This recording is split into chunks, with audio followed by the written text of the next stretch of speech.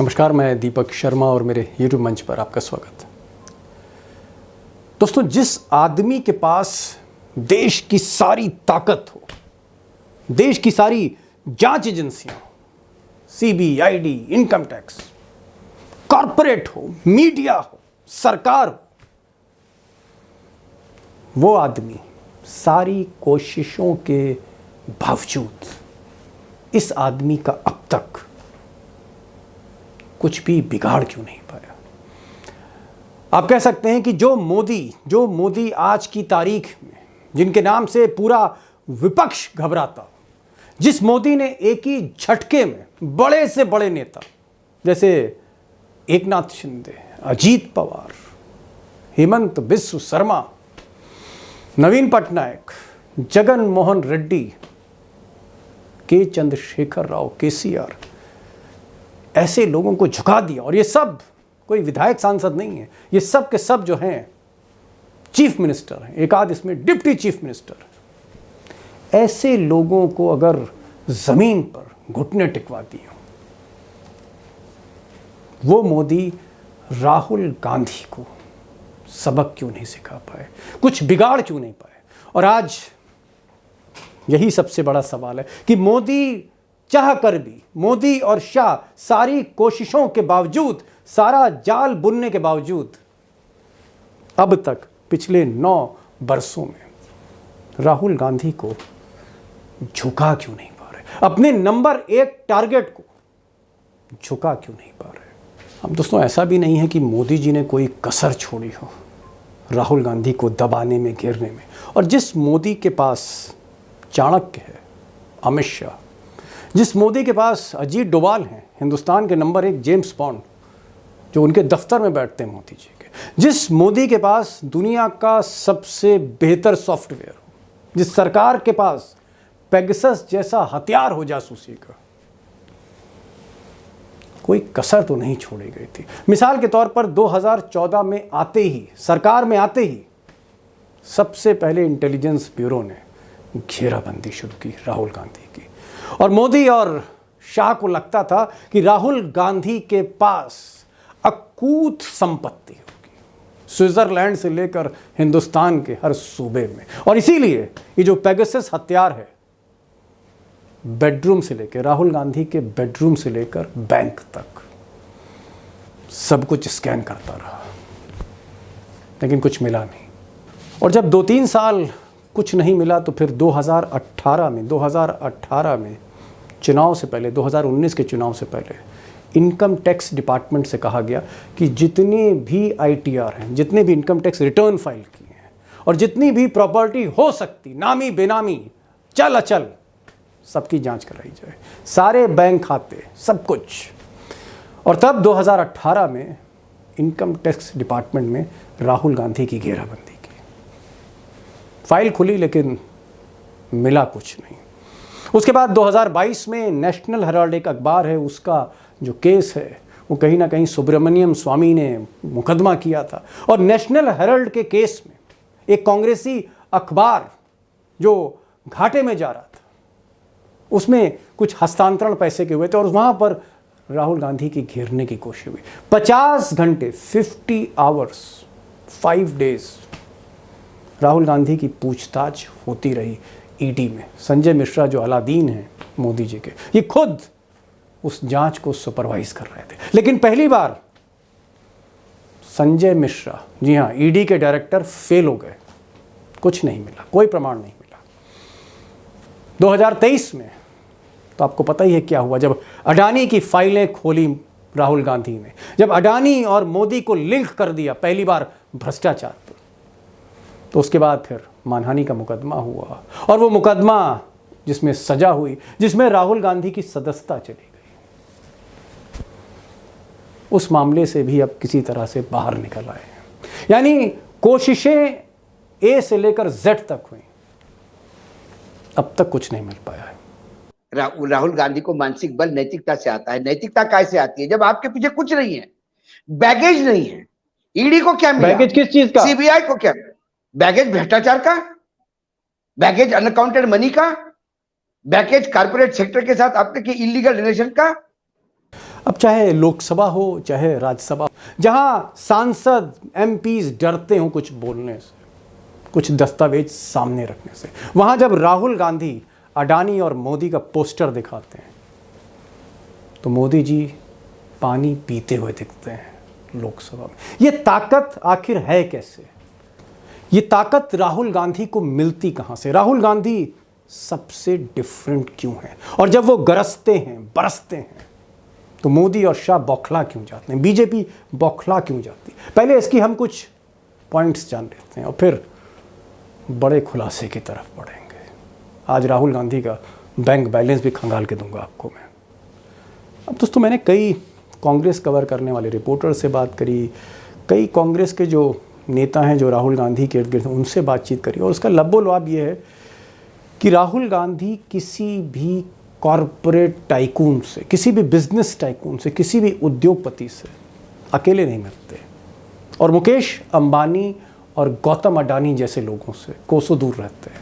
अगर कोई रतन टाटा जैसा मिलना भी चाहे तो अकेले नहीं, ग्रुप में मिलते हैं। आप कह सकते हैं कि कोई बिजनेस डेलीगेशन है, उनसे वो बात करते हैं, पॉलिसी पर बात करते हैं।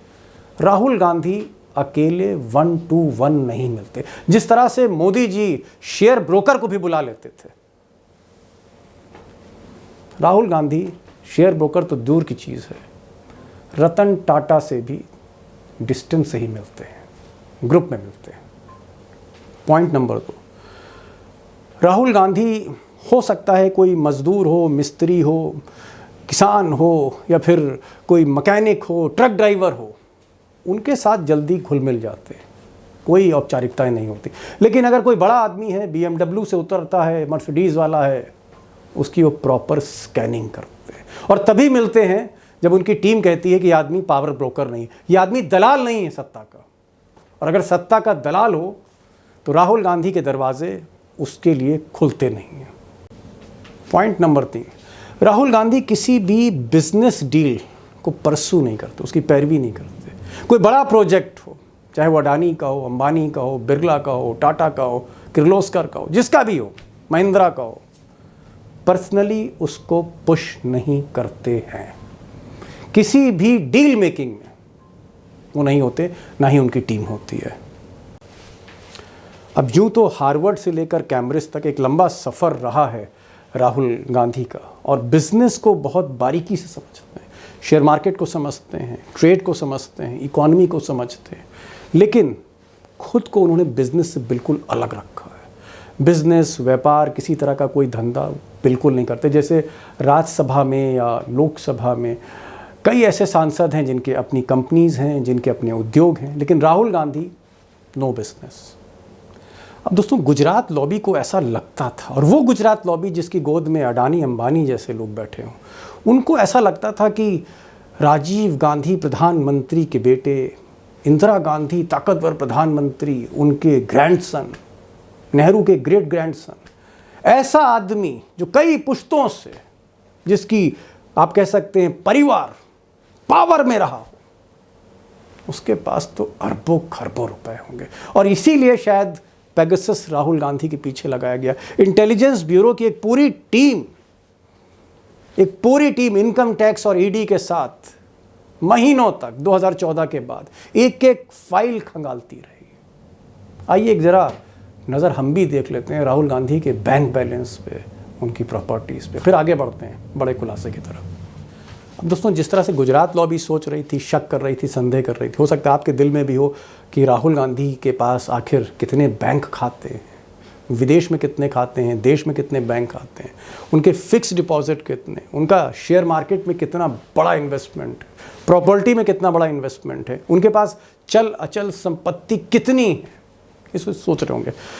2019 का जो एफिडेविट है उनका, जहाँ पर एक एक चीज़ लिखा पड़ी में, राहुल गांधी का जो बैंक के खाते हैं, 2 बैंक में उनके खाते, स्टेट बैंक नई दिल्ली और HDFC खान मार्केट नई दिल्ली, और इन खातों में 4 खाते हैं, 2 SBI के, 2 HDFC के। इसमें 17 लाख, आप कह सकते हैं 18 लाख रुपया उनका जमा है। ये मैं एफिडेविट के हिसाब से बता रहा हूँ जो उन्होंने चुनाव के समय फाइल किया था 2019 में। म्यूचुअल फंड देख लेते हैं। म्यूचुअल फंड मुझे लगता है, क्योंकि एक मैंने कहा ना, एक इकोनॉमी की बैकग्राउंड राहुल गांधी की रही है, शेयर मार्केट समझते हैं, इन्वेस्टमेंट समझते हैं। ज़्यादातर उन्होंने जो अपना पैसा है, जो उनको एमपी के तौर पे भी मिलता है, ज़्यादातर पैसा उन्होंने इन्वेस्ट किया है, और जो उनकी बाहर की जो सेविंग्स रही हैं म्यूचुअल फंड में लगा है। म्यूचुअल फंड में उनके पास आदित्य बिरला है, डीएसपी स्मॉल कैप है, फ्रैंकलिन है, आईडीएफसी, मोतीलाल ओसवाल, कई ऐसे म्यूचुअल फंड्स हैं जिसमें उन्होंने मैक्सिमम पैसा अपना लगाया। आप कह सकते हैं 5 करोड़ 19 लाख, 5 करोड़ के आसपास कुल मिलाकर म्यूचुअल फंड, 10 म्यूचुअल फंड्स में उन्होंने पैसा इन्वेस्ट कर रखा है। पीपीएफ में, जो पीपीएफ अकाउंट है, वहाँ भी उन्होंने पैसा इन्वेस्ट किया है, तकरीबन आप कह सकते हैं 40 लाख रुपए। अब राहुल गांधी के पास अपने नाम से कोई रिहायशी बंगला नहीं है, कोई उनका घर मकान नहीं है दिल्ली में, और शायद इसीलिए जब उनका बंगला छीन लिया गया था सदस्यता रद्द करने के बाद, तो वो संदीप दीक्षित जो कांग्रेस के एमपी हैं, उनके घर में किराएदार के तौर पे जा रहे थे, शिफ्ट हो रहे थे, इसी बीच उनकी सदस्यता बहाल हो गई। तो उनके पास कोई बंगलो नहीं है, घर नहीं है, लेकिन एग्रीकल्चर लैंड है, और ये सुल्तानपुर महरौली दिल्ली के पास है, और जो सर्किल रेट है उसके हिसाब से ये तकरीबन 1 करोड़ 32 लाख रुपए का है, और इसमें प्रियंका का भी शेयर है, हिस्सेदारी है उनकी बहन की। और ये जो एग्रीकल्चर लैंड है, ये उनको ऐसा बताया जाता है इंदिरा गांधी से मिला था, इंदिरा गांधी जी के पास था ये कमर्शियल लैंड। जैसे मैंने पहले भी कहा कि थोड़ा सा बिजनेस को समझते हैं, वो बैकग्राउंड रही है उनकी विदेश में पढ़ाई में। तकरीबन 2 दुकानें हैं शायद, I am not very sure, लेकिन जो डॉक्यूमेंट्स बताते हैं कि ये गुड़गांव में सिलोखेड़ा विलेज है, यहाँ पर उन्होंने एक कमर्शियल कॉम्प्लेक्स में 2 शॉप्स ली हैं, और इसकी जो कीमत है वो 7 करोड़ 93 लाख रुपए। यानी उनका जो मेजर इन्वेस्टमेंट है अपनी ज़िंदगी भर का, आप कह सकते हैं जो कमाई है उनकी, 5 करोड़ के म्यूचुअल फंड्स हैं, और जो मेजर कमाई है वो कमर्शियल लैंड में। कुल मिलाकर आप कह सकते हैं कि जो एसेट्स हैं वो 13-14 करोड़ के हैं उनके। यानी जिस आदमी को आप कह सकते हैं जिसके घर से 3-3 प्रधानमंत्री रहे, नेहरू से लेकर राजीव गांधी तक, इस वक्त जो एफिडेविट पर हैसियत है 13-14 करोड़ रुपए की है। और शायद यहीं पर शक हुआ मोदी और शाह को कि 13-14 करोड़ कैसे हो सकते हैं, और इसीलिए इनकम टैक्स के एक पूरा महकमा जो असेसमेंट करता है, इन्वेस्टिगेशन करता है, एक फाइल खंगाली गई, और 31/12/2018 चुनाव से पहले पिछली बार एक रीअसेसमेंट ऑर्डर दिया इनकम टैक्स ने कि फिर से आपकी जांच होगी, आपके पैसे की, कहाँ आपका पैसा है, और वो सारे दस्तावेज लिए, लेकिन कुछ उसमें भी हासिल नहीं हुआ इनकम टैक्स को।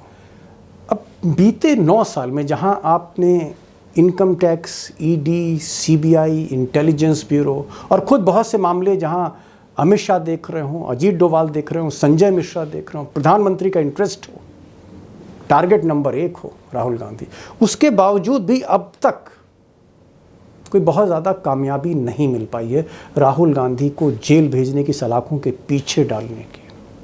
उसकी क्या वजह है? मुझे लगता है कि इसको पूरी तरह से इस सवाल के तह में जाना चाहिए कि अभी और कौन से तरकश में तीर हैं मोदी और शाह के बाद, वो कौन से बाण हैं जो भी और चलेंगे, और वो क्या वजह है कि राहुल गांधी की ढाल जो है, राहुल गांधी की जो पर्सनालिटी है, उसको बींध नहीं पा रहे अपने तीरों से, बाण से। क्या वजह? कुछ बिगाड़ नहीं पा रहे, और हर बार राहुल गांधी मोदी पर दुगने से ज्यादा गरज रहे हैं। चलते हैं one and only Ashok Wankhede tiger के पास। टाइगर, मेरा जो पहला सवाल ये है कि हमने देखा ईडी की जांच हुई, 50 घंटे राहुल गांधी से पूछताछ हुई, उसके बाद पेगासस लगा दिया, पूरा जासूसी सॉफ्टवेयर राहुल गांधी के मोबाइल में डाल दिया, कुछ नहीं मिला। उसके बाद जब कुछ नहीं हुआ, ED, CBI, income tax fail हो गया, तो राहुल गांधी के पीछे जुडिशरी का खेल हुआ, और वो भी गुजरात में। छोटे मोदी ने खेल किया, पूर्णेश मोदी ने, और मानहानि के केस में उनको लटकाए रहा, उनकी सदस्यता चली गई, बंगला बिक गया, उनका चला गया हाथ से। लेकिन सुप्रीम कोर्ट में चंद्रचूड़ और उनकी टीम ने जिस तरह का फैसला दिया, जस्टिस BR गवाई ने, सबको पता है। मेरा कहने का मतलब, सवाल मेरा ये है कि राहुल गांधी का मोदी जी कुछ बिगाड़ क्यों नहीं पा रहे? जिस मोदी के हाथ में मीडिया, जिस मोदी के हाथ में कॉर्पोरेट, अडानी अंबानी मुट्ठी में, मोदी जी के, जिसके हाथ में सारी नौकरशाही, जिसके हाथ में ईडी सीबीआई जैसी तलवारें, इनकम टैक्स, राहुल गांधी क्या इतने ताकतवर हैं कि मोदी जी कुछ कर नहीं पा रहे? वजह क्या है टाइगर? देखिए, ताकत शरीर से नहीं होती, ताकत नैतिकता की होती है, ताकत मानसिक बल की होती है दीपक भाई। एक भालू होता है विशाल काय भालू, एक छिछोरे और एक बिल्कुल छरहरे मदारी के इशारे पे नाचता है, क्योंकि उसके नाक में नकेल होती है। ये जो तथाकथित बड़े बड़े भालू है, चाहे अजीत पवार उद्योगपति जैसे, कहिए, अजीत पवार जैसे, उद्योगपति कहिए, अडानी अंबानी जैसे, आप पत्रकार कहिए, आज तक से लेके तमाम चैनलों तक गिनते जाइए आप नाम, ये तमाम भालुओं के ताकत पे मुझे डाउट नहीं है, लेकिन सबके नाक में नकेल है, जो दो दारी ऐसा नचवाते हैं इनको। और वो नकेल तब बढ़ती है जब आपका नैतिक बल नहीं है आपके पास, जब आपके पास मानसिक बल नहीं है। मानसिक बल नैतिक बल से आता है, और नैतिक बल तब नहीं आता है। क्या करेंगे राहुल गांधी का, चलिए क्या करेंगे? राहुल गांधी का इन्वेस्टमेंट, राहुल गांधी की इनकम, ईडी सीबीआई सारे लग चुके हैं। पैगेसिस था राहुल गांधी के फोन में, वो भी चेक करते होंगे कि किससे बात होती है, क्या बात होती है, कौन से उद्योगपति राहुल से मिलते हैं जाते हैं। राहुल विदेश जाते हैं तो उनके गर्लफ्रेंड और फरार होता है और ये कहता है, और अय्याशी के लिए जाता है, बोल देता है। जो आदमी अय्याशी करता है वो हजारों किलोमीटर पैर पैर नहीं चलता। जो विपासना करता है वही शांत रूप से रहता है। नहीं तो इंडिया के कुनबा क्या इकट्ठा हो गया, लोगों ने मानसिक संतुलन खो दिया। आए जैसे जो मुंह में आए वो बोलना शुरू कर दिया, खुद को हंसी का पात्र बनाना शुरू कर दिया, फ्रस्ट्रेशन में आ गए। लेकिन जिसकी सांसद सदस्यता खत्म हो गई, जिसको 2 साल की कैद हो गई, जिसका घर खाली करवा लिया गया, जिसको कहीं का नहीं छोड़ा, वो आदमी एक शब्द नहीं बोला। वो अपना काम निस्वार्थ भाव से करता रहा। कभी खेत में जाता कि लोगों से मिलता था, कभी मैकेनिक के पास जाता था। वो अपना काम, अपना समय सद उपयोग में लगा रहा था, क्योंकि उसको इस देश की न्याय प्रणाली में विश्वास था। नहीं टाइगर, दूसरी बात, मैं 1 सेकंड लूंगा, 30 सेकंड लूंगा, सिर्फ 30 सेकंड। और जब जीत के आया, जब सर्वोच्च न्यायालय ने स्टे दिया, तो वो घमंड भी नहीं आया, वो मगरूरी भी नहीं दिखाई कि अब मैं आके दिखाता हूं आपको मैं क्या हूं। उसने 2 टूक शब्दों में कहा, सत्यमेव जयते। ये हम्बलनेस जो है ना, ये मानसिक शक्ति से आता है, और मानसिक शक्ति नैतिकता से आती है। वही नैतिकता जो आपके पास है, वही नैतिकता जो मेरे पास है। हमारे पीछे रेले होते ना, तो आज भी हमारा नाम पार्लियामेंट में लिया जा रहा होता, आज भी हम पे आरोप लगते। टाइगर मैं दूसरी चीज कहना चाह रहा हूं। मैं कह रहा हूं कि आपने कहा कि राहुल गांधी में अहंकार नहीं है, उनका जो मनोस्थिति एक जैसी रहती, वो विपासना करते हैं, कूल है, काम है, मार्शल आर्ट्स की प्रैक्टिस करते हैं, ब्लैक बेल्ट है वो, ठीक है, वो वेट ट्रेनिंग भी करते हैं, मान लिया, कूल माइंड है, अहंकार नहीं है उनके अंदर। अहंकार तो जगन मोहन रेड्डी में भी नहीं है, जो आंध्र प्रदेश के मुख्यमंत्री हैं, और बहुत अच्छी तरह से बात करते हैं। अहंकार तो मैंने देखा है, जो बीआरएस के केसीआर है, मुख्यमंत्री हैं तेलंगाना के, वो भी बहुत स्माइलिंग है, बहुत विनम्र रहते हैं, झुककर प्रणाम करते हैं। नीतीश बाबू जाते हैं तो छोड़ने आते हैं। मैं कह रहा हूं कि लेकिन तेलंगाना का सीएम वो क्यों झुक गया, उसने क्यों कंप्रोमाइज कर लिया? जगन मोहन रेड्डी ने क्यों कंप्रोमाइज कर लिया? नवीन पटनायक ने क्यों कंप्रोमाइज कर लिया? राहुल गांधी अनकंप्रोमाइजिंग क्यों है? और सारी दिशाओं में घोड़े छोड़ दिए मोदी ने। वही तो एक घोड़ा सीबीआई का, एक घोड़ा इनकम टैक्स का। मैं वही तो बताने का प्रयास कर रहा हूं। राहुल गांधी में घमंड नहीं, ये नहीं, इन लोगों में घमंड नहीं है। राहुल गांधी को मानसिक बल नैतिकता से आता है। नैतिकता कैसे आती है? जब आपके पीछे कुछ नहीं है, बैगेज नहीं है। ईडी को क्या मिला? बैगेज किस चीज का? सीबीआई को क्या?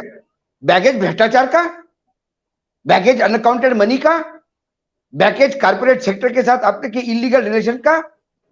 आपने किस उद्योगपति को बढ़ाया? आपने कौन से कानून में बदलाव किया किसी उद्योगपति को मदद करने के लिए?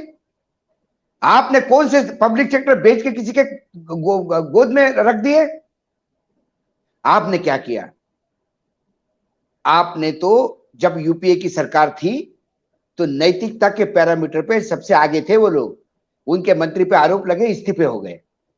ये पहली सरकार होगी कि जिनके खुद के मंत्रिमंडल में जो मंत्री थे वो जेल गए हैं, राजा और कलमाड़ी। क्या उतनी नैतिकता वर्तमान सरकार में है?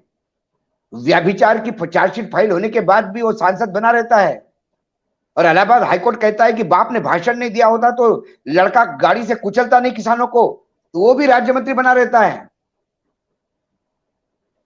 नैतिकता है आपके पास?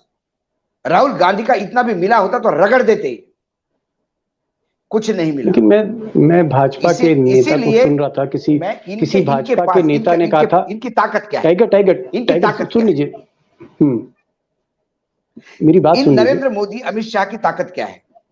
नरेंद्र मोदी अमित शाह की ताकत आपका व्यभिचार और भ्रष्टाचार है। मतलब यदि आप व्यभिचार भ्रष्टाचार, यदि कोई व्यभिचार और भ्रष्टाचार में लिप्त है तो उसके सामने नरेंद्र मोदी और अमित शाह सबसे ताकतवर हो जाते हैं कि उनके पास उनके तरकश में ईडी, सीबीआई, इनकम टैक्स जैसे तीर है।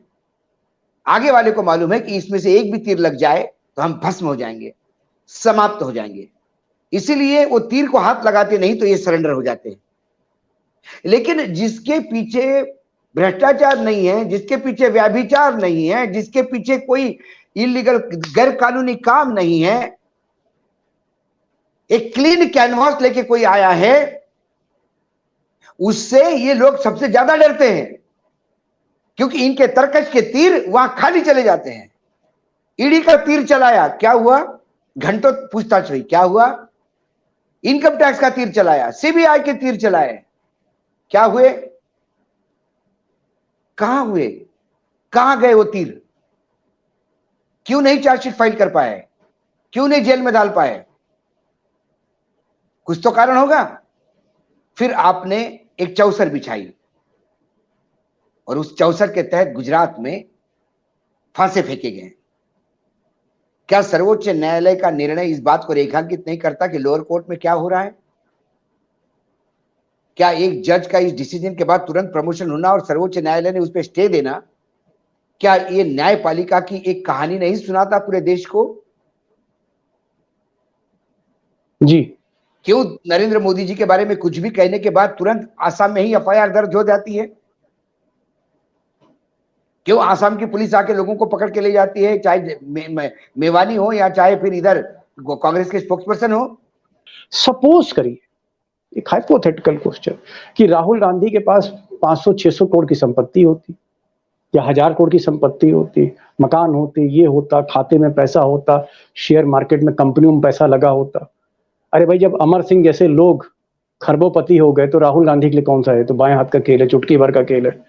अगर राहुल गांधी के पास संपत्ति होती और मोदी की प्रचंड बहुमत वाली सरकार होती, टाइगर, फिर तो क्या मंजर होता? राहुल गांधी चक्की पीस रहे होते जेल में, या मोदी छोड़ देते? यकीनन। नहीं, चक्की पीस रहे होते जेल में, यकीनन।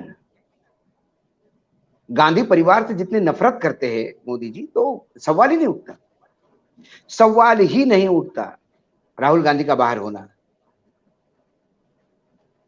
कुछ चीजें मतभेद से आगे बढ़कर मनभेद तक पहुंच गई है। एक फीडबैक और बता दीजिए, मतभेद से आगे मनभेद तक पहुंच गई है। इसलिए जहां मनभेद होते हैं वहां पर व्यक्तिगत दुश्मनी होती है जी, और लोकतंत्र में व्यक्तिगत दुश्मनी को जगह नहीं होती। वैसे टाइगर, एक क्वेश्चन और, बहुत ही नेचुरल क्वेश्चन है। आप इंटेलिजेंस ब्यूरो के अफसरों के साथ बैठते हैं और तमाम आईपीएस ऑफिसर्स, डीजीपी रैंक के ऑफिसर्स, उनके पास आपका मिलना जुलना है, खबरें लेते हैं। आपका जो सोर्स नेटवर्क है हर जगह को है, चाहे वो सीबीआई हो, इनकम टैक्स हो, ईडी हो, कोई जगह आपने छोड़ी नहीं टाइगर। क्या वाकई इनकम टैक्स और ईडी और इंटेलिजेंस ब्यूरो, इन सबको राहुल गांधी के पीछे लगा दिया था मोदी और अमित शाह ने? क्या वाकई धरपकड़ थी इनकी? क्या वाकई जासूसी हो रही थी? बिल्कुल जासूसी हो रही थी। जासूसी तो हमारी और आपकी भी हो रही है, खंगारा तो हमारा भी जा रहा है।